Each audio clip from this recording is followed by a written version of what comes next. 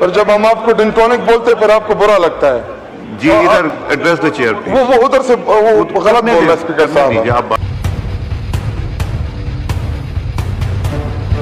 इमरान खान का टाइगर शाहिद खटक असेंबली में छा गया, अता तारड़ डिंटोनिक को खामोश करा दिया।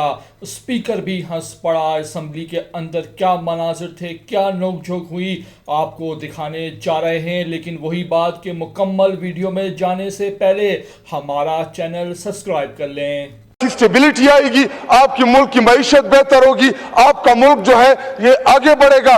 और मैं जनाब डिप्टी स्पीकर साहब आपको आपके इल्म में एक और बात लाना चाहता हूं। जनाब डिप्टी स्पीकर साहब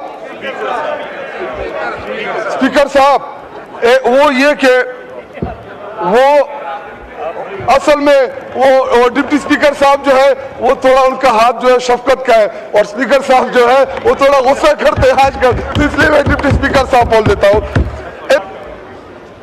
पर जब हम आपको डिंटोनिक बोलते फिर आपको बुरा लगता है।